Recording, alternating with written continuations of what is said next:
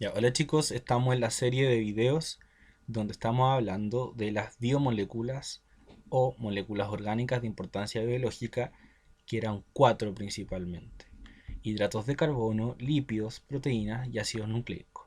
En los videos anteriores ya vimos hidratos de carbono, lípidos y ácidos nucleicos, así que lo que vamos a ver en este video son las proteínas, y como un apartado vamos a ver un poquito de lo necesario que tienen que conocer sobre las enzimas para la PSU de biología común.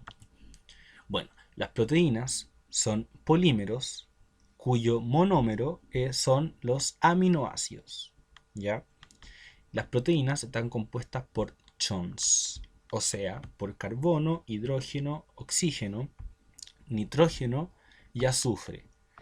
¿Y de qué estaba compuesto un ácido nucleico? De chomp. ¿Ya? O sea, la única diferencia entre las proteínas y el ácido nucleico a nivel químico es la presencia de azufre en la proteína y la presencia de fósforo en el ácido nucleico. Ya, ojo con eso. Las proteínas son las macromoléculas más abundantes del cuerpo y por ende son las que tienen la mayor diversidad funcional. Creo que en la mayoría de los videos, por no decir todos, he mencionado que las proteínas son relevantísimas en la función celular. Casi cualquier reacción química, casi cualquier proceso en verdad que ocurre en la célula involucra una proteína. Son muy importantes. ¿Ya? Pasemos hablando, como es la tónica, por los monómeros. Ya, las proteínas son polímeros hechos de varias uniones de aminoácidos. Y un aminoácido está compuesto, como lo dice aquí, por un carbono central, donde está unido un hidrógeno, un grupo amino, un grupo carboxílico y un radical. Y el radical no es que sea una estructura como tal que tenga el nombre radical, sino que el radical se refiere a que ese lugar lo puede ocupar una cantidad X de moléculas distintas. ¿Ya? Entonces, dicho de otro modo, el radical es la única parte de la estructura del aminoácido que es distinto, dependiendo del aminoácido, porque lo otro es común en todos. ¿Cuántas moléculas distintas pueden ocupar ese espacio? ¿Cuántas moléculas distintas pueden ser el radical? 20.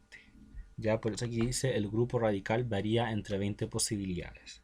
Entonces, si yo les comento que hay 20 radicales distintos, eso significa que hay 20 aminoácidos distintos, ¿ya? Porque cada radical le da una característica particular al aminoácido. Y aquí está. Entonces, el aminoácido es un carbono central unido a un hidrógeno, a un grupo amino y a un grupo carboxilo, y a este R, que es un grupo radical donde puede ir una molécula distinta en cada tipo de aminoácido. Aquí están. Lo que está en rosado son los grupos radicales. Por ejemplo, la glicina es aquí arriba. Glicina es un carbono unido al amino, al carboxilo y al hidrógeno. Y en el grupo R, en el cuarto espacio, lo ocupa otro hidrógeno. Entonces, ese es un radical y forma la glicina. Pero, por ejemplo, en este lado no lo ocupa aquí, fenilalanina, no lo ocupa un hidrógeno grupo radical, sino que este anillo nitrogenado. Y así sucesivamente. Entonces, si se dan cuenta, dependiendo del radical que tenga el aminoácido, son las propiedades que tiene este mismo. Y eso es súper relevante.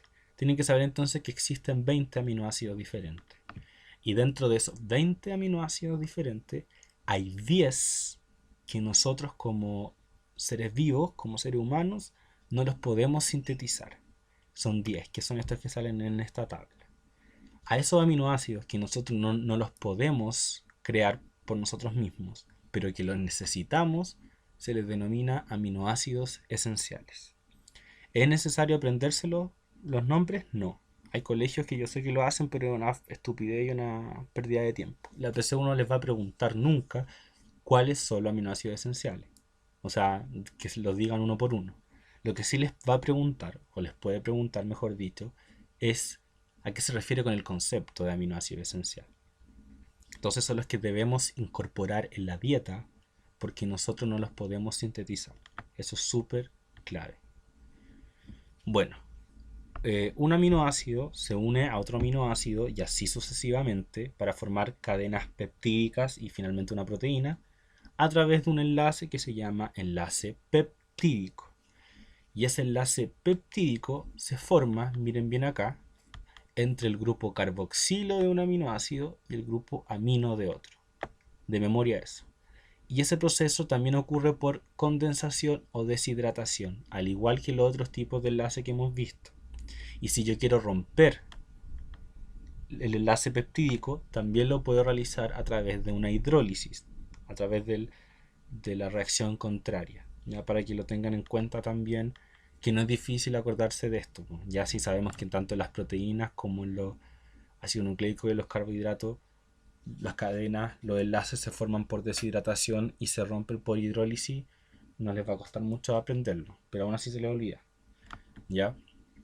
Bueno, las proteínas son un poquito más complejas en sus estructuras tridimensionales porque la configuración tridimensional, la configuración 3D de una proteína, va de la mano, va muy pegada a su función. Entonces, si una proteína pierde su configuración tridimensional, va a perder su función. Así que es muy importante tener en consideración ese dato. Bueno, y la estructura de la proteína se va ordenando de a poquitito. Ya existen 4 niveles de organización: el nivel primario, secundario, terciario y cuaternario. El nivel primario es la secuencia lineal de aminoácidos. Es solamente decir, primero va una glicina, después una metionina, después otra glicina y así sucesivamente. Ese es el nivel primario.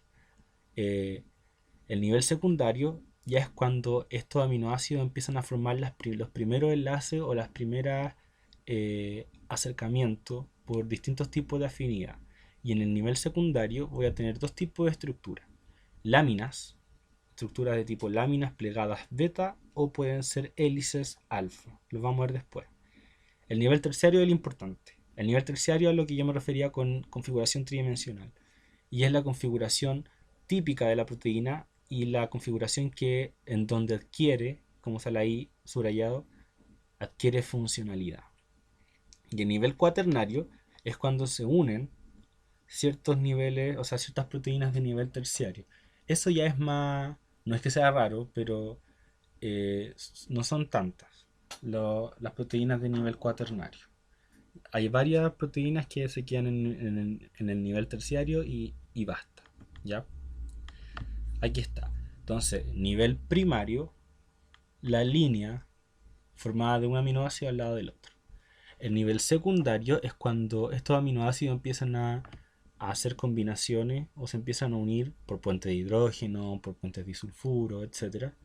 ¿Ya? Y donde en el nivel secundario tenemos alfa hélice y beta plegada. Y estos se vuelven a enrollar, miren acá cómo se vuelven a enrollar, se vuelven a conformar de distintas maneras y forman la estructura terciaria. Y finalmente se puede formar una estructura cuaternaria, ¿ya? Para que lo tengan en consideración.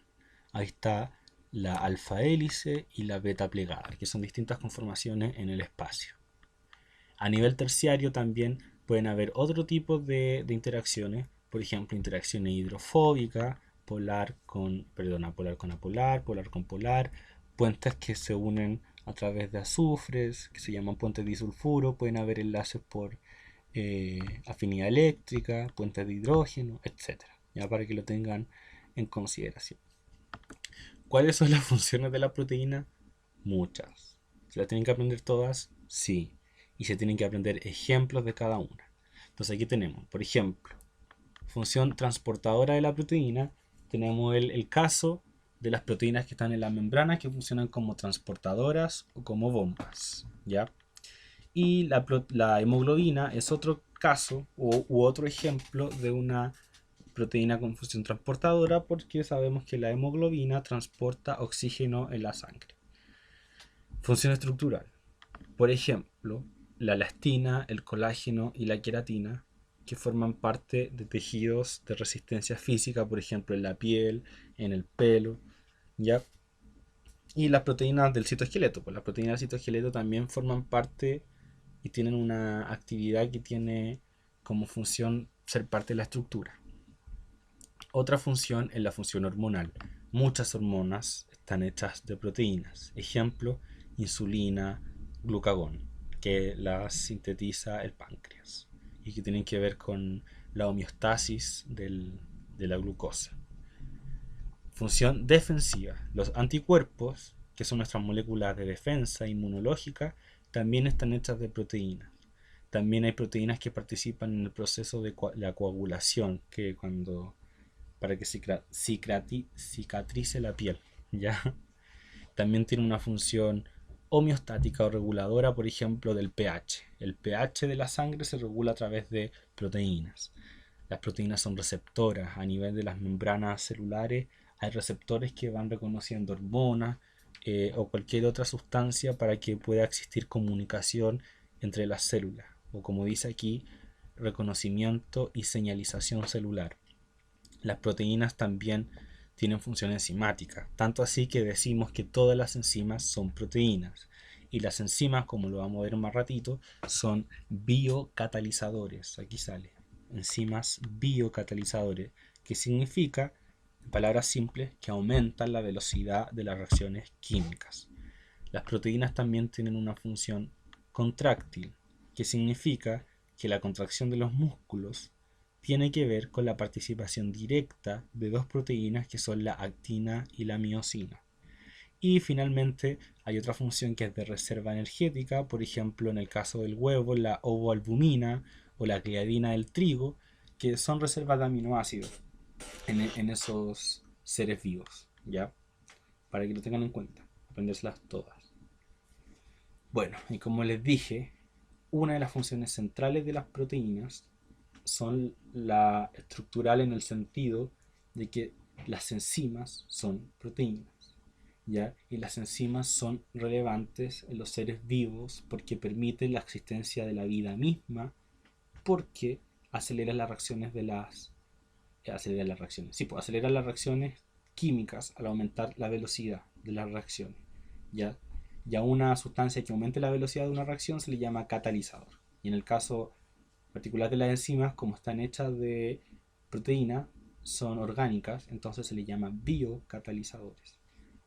Y estas enzimas adquieren su función, como toda proteína, en su configuración tridimensional. Son moléculas que actúan en cantidades pequeñas, pero son muy efectivas, y tienen que tener en consideración también que son específicas. O sea, una enzima para la reacción 1 y otra enzima distinta para la reacción 2. Otra característica importante de las enzimas es que son reutilizables, o sea, reacción 1, enzima 1, ya se hizo. Después la misma reacción 1 la puedo hacer con la misma enzima. Ya no es que la enzima desaparezca o lo que sea, ya son reutilizables. Aquí está. Entonces tengo una enzima que va a interactuar con un sustrato, o sea, con una molécula del inicio de la reacción. Esa interacción, miren acá, yo siempre la enzima la dibujo como Pac-Man, ¿ya? Esa enzima se une con el sustrato y al final de esa interacción, al final de la formación de ese complejo de enzima-sustrato, va a salir una molécula distinta a la del inicio, que es el producto, ¿ya? Ese sitio particular específico en donde se une la enzima con el sustrato se le llama sitio activo. Ya tienen que recordar ese nombre. Y ahí, como sale en el tercer punto, la enzima cataliza la reacción, o sea, le aumenta la velocidad formando un producto distinto al sustrato sin consumirse en el proceso. Miren cómo la enzima quedó igual que antes y se va a poder volver a utilizar. ¿Ya? ¿Por qué? ¿Por qué las enzimas aumentan la velocidad de las reacciones químicas? Porque disminuyen la energía de activación. Y la energía de activación de una reacción química es la mínima energía necesaria para que los sustratos se transformen en productos. O sea, la energía de activación es la mínima energía necesaria, es como el empujoncito para que empiece a ocurrir una reacción que transforme el sustrato en producto. Entonces miremos este gráfico. Aquí tenemos en el eje X la progresión de la reacción y en el eje Y la cantidad de energía. Entonces, miren, una reacción química sin la presencia de enzimas, o sea, una reacción no catalizada, sin enzima, necesita toda esta energía de activación para empezar. Ahí recién, con esa cantidad mínima de energía, este sustrato se puede transformar en producto, con toda esa. Harto. En cambio, miren acá, si existe presencia de enzima de biocatalizador, la energía de activación disminuye. Miren, es súper poca. Entonces, solamente con esa energía, el sustrato se puede transformar en producto.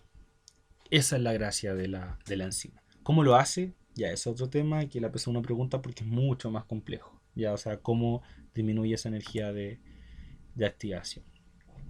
Bueno, y a nivel estructural, y esto igual es un poco más específico, así que la PSU puede no preguntarlo, es que a nivel estructural las enzimas se clasifican en enzimas simples o enzimas complejas que también son llamadas holoenzimas. ¿Y qué significa eso? Significa que la enzima, la parte proteica de la enzima, que se llama apoenzima, necesita de un cofactor, de una estructura de una molécula que ayude a funcionar, de las coenzimas, ya de los cofactores. Pero eso ya es un poquito más específico. ¿Ven aquí? Entonces yo tengo la apoenzima, aquí estoy hablando de las enzimas complejas, la apoenzima, que es la parte proteica de la enzima, que se une a una coenzima, que es la parte no proteica, un cofactor, por ejemplo, un nucleótido. Y esa unión recién va a poder hacer que se una el sustrato en el sitio activo. ¿Ya? Esto ocurre harto. ¿Ya? La PSU no lo ha pescado mucho porque la, podríamos decir como no son las mallas, pero los programas de estudio no son tan actuales. ¿Ya? Pero insisto en que deberían conocer esto. Y esto ni siquiera es tan actual tampoco, 2004. Bueno, pero esto sí que lo pregunta la PSU. Y que es los mecanismos de catálisis enzimática, o sea, cómo se une la enzima al sustrato en el sitio activo.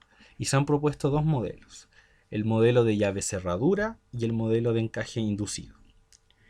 En el lado izquierdo, en el cuadro A, tenemos el modelo de llave cerradura, que es simplemente el que menciona, el que explica, el que describe que la unión entre la enzima y del sustrato es como la unión de una llave y una cerradura, o sea, que una unión perfecta. O sea, el sitio activo encaja perfectamente con el sustrato. Eso es lo que dice el modelo de llave cerradura. En cambio, el modelo de encaje inducido dice que en verdad el sitio activo no es tan perfecto, no encaja tan perfecto como con el sustrato y por lo tanto se tiene que inducir. O sea, hay como sale aquí, una pequeña distorsión en la conformación, en el estado de transición.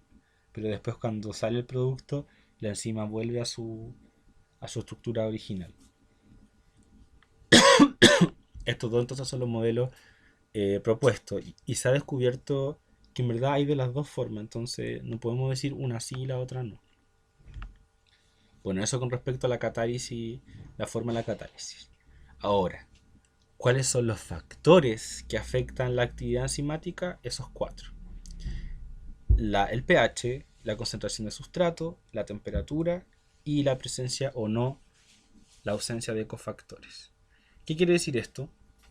Que las enzimas actúan de mejor manera en ciertos pHs óptimos, en cierta temperatura óptima, en la presencia de cofactores, en ciertas cantidades, concentraciones de sustrato, ¿ya? Así que tenéis que tener en cuenta eso. ¿Por qué? ¿Por qué la actividad enzimática se ve afectada por el pH y la temperatura? Porque son proteínas. Y al ser proteínas, se ven afectadas por los cambios del entorno, del medio. Ya nosotros sabemos que a una bajísima temperatura o que a una alta temperatura, las proteínas se desnaturalizan. ¿Qué significa que las proteínas se desnaturalicen? Que pierden su configuración 3D. Y si una proteína pierde su configuración 3D, pierde su función. Ya, entonces si una enzima se desnaturaliza, esa enzima ya no sirve como biocatalizador. Por eso es tan importante que las enzimas estén en un entorno óptimo en donde puedan funcionar bien. Ya, una enzima del estómago donde el pH es de 2, 3 va a funcionar muy bien en esos pH. Pero si yo mando esa enzima a un entorno de pH 7, de pH básico de 8, no va a funcionar. Ya, para que lo tengan en cuenta. Entonces necesitan un pH y una temperatura óptima. Ahí está lo que les decía. Una proteína desnaturalizada es una proteína que pierde su configuración 3D y por lo tanto, miren, no hay sitio activo acá. Porque el sitio activo, no sé, puede ser aquí, aquí ya no existe. Ya, porque insisto en que la estructura 3D va acompañado intrínsecamente con su función. La concentración de sustrato. ¿Cómo afecta esto? Entre más sustrato haya, mayor la velocidad de reacción. Pero cuando la concentración de sustrato es muy alta, la enzima se satura, pues, o sea, ya no hay más espacio activo. Aunque meta y meta y meta sustrato, miren acá. Aunque yo incremente al infinito la cantidad de sustrato, no va a aumentar la velocidad porque ya no van a haber más enzimas disponibles. Pues. Imagínense, yo tengo 5 enzimas y tengo un sustrato. Muy rápido va a ser la reacción. Después tengo dos sustratos y va a ser rápido, rápido, rápido. Pero ya cuando tenga 10, 20 sustratos y 5 enzimas, 5 sitios activos, da lo mismo que siga aumentando la concentración de sustrato porque no va a haber más espacio. Ya la enzima se satura. Este gráfico es el mismo que teníamos en el caso de los que han visto los videos anteriores en la transporte de membrana de difusión facilitada. Ya da lo mismo que yo aumente la concentración de sustrato porque ya no van a haber más transportadores libres. ¿Ya? Eso es lo que tienen que pensar. Bueno, y el otro factor importante es la presencia de cofactores, que yo les dije que eran moléculas no proteicas que al unirse a la parte proteica de la enzima podían formar el sitio activo perfecto para la unión con un sustrato. Entonces tienen que tener en consideración solamente que hay varias enzimas que necesitan de la presencia del cofactor para funcionar y que si no existe el cofactor no va a haber reacción. ¿Ya? Y finalmente, para cerrar, tenemos que tener en consideración que también hay situaciones específicas en la célula en donde la actividad enzimática se puede inhibir, se puede detener. Y hay inhibiciones irreversibles y reversibles. Nos vamos a quedar con las reversibles. Y en el caso de las inhibiciones reversibles, o sea que se pueden volver a, las que se pueden desinhibir, son competitivas y no competitivas. ¿Qué significa una inhibición competitiva? Miren acá. Veamos primero la parte de arriba, la reacción normal. La enzima, el Pacman, el sitio activo y el sustrato. Se unen, complejo enzima-sustrato, y después sale el producto que es distinto. Todo bien acá. Pero ¿qué pasa en la inhibición competitiva? En la inhibición competitiva existe un inhibidor, una molécula, que es esta, que tiene una configuración 3D muy parecida, similar al sustrato. Entonces se puede unir. Miren, se une al espacio, al sitio activo, y obviamente esa unión no permite que el sustrato original se pueda unir. Entonces eso hay una competencia por el sitio activo y por eso se le llama inhibición competitiva. ¿Cómo yo soluciono una inhibición competitiva? Por ejemplo, aumentando considerablemente la concentración del sustrato original. Y es por una cuestión de estadística o de probabilidad, yo creo. Que si hay cada vez más sustrato original, la probabilidad de que el sustrato original caiga en el sitio activo es más alta que la que caiga el inhibidor. ¿Ya? Pero eso, en la inhibición competitiva hay un impostor que toma el lugar del sustrato original en el sitio activo, ocupa el sitio activo. Y el otro caso, en la inhibición no competitiva, es de otra manera. La reacción arriba, lo mismo que la diapo anterior, la normal. Sustrato, sitio activo, se unen, sale. Fin. Maravilloso. Y la inhibición no competitiva, miren lo que sucede. El inhibidor ahora no ocupa el lugar del sitio activo, sino que se posiciona, se une en otro lado de la enzima, acá abajo, miren, inhibidor se une ahí. Entonces la molécula inhibidora se une en una parte distinta del sitio activo, pero esta unión provoca un cambio tridimensional en el sitio activo. Miren, aquí era como triángulo y aquí ahora se transformó, no sé, eso debe ser quizá un hexágono, no sé. Pero cambia. El inhibidor se posiciona en otro lugar y cambia la conformación del sitio activo y por lo tanto el sustrato original no se puede unir como un modelo ya de cerradura. ¿Ya? Y eso se le llama también inhibición perdón, esa es una inhibición no competitiva porque no compite por el sitio activo. Ya, para que lo tengan presente. Y eso sería el video de proteína, chiquillos. Este video es importante, así que repásenlo varias veces. Chao.